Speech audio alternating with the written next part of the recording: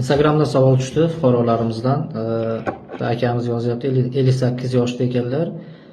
1 yil oldin ayoli uydan ketib qolgan. 24-sentyabr kuni sudga bergan ajrim bo'yicha. 4-noyabr kuni oradan 35 kun, 1 oy o'tgandan keyin sud boshlanyapti. Sudda qatnashmagan ayoli, lekin sud bo'lgan va 3-fevral kunda kelasiz deb aytilgan. Ya'ni oradan 3 oy o'tgandan keyin qaytib kelasiz yana sudga deb sud tomonidan yangidan vaqt tayinlanyapti. Endi bu akamiz bu vaqt nimaga tayinlanganini bilmayapti. Men borishim shartmi, shuncha kun kutishim shartmi, boshqa variantlar yo'qmi deyilyapti.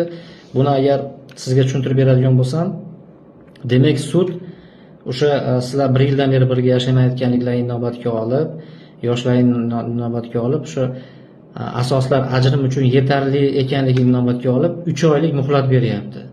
Bu 3-fevralda keladi degani sizga bu 3 oydan keyin, demak o'zi muhlat 3 oydan 6 oygacha beriladigan bo'lsa, eng kam muhlat sizga beryapti. 4-noyabrdan 3-fevralgacha hisobladigan bo'lsangiz 3 oy bo'lyapti. Demak o'sha aytilgan vaqtda, o'sha 3-fevral kuni soatini bilib turib, o'sha soatda o'sha sudyani oldiga o'sha sudga borishingiz kerak bo'ladi. Agar siz bormaydigan bo'lsangiz, ariza rad qilinadi.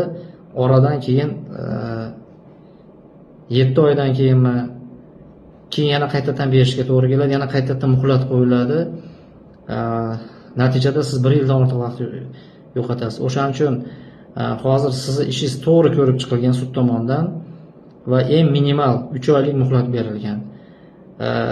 Javob shuki, 3-fevral kuni aniq soatini bilib o'sha sudga borishingiz kerak bo'ladi.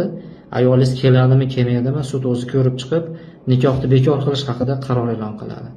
Agar sizlarda nizoli ishlar bo'lsa, huquqiy yordam kerak bo'lsa, bizga murojaat qiling, sizlarga yordam beramiz.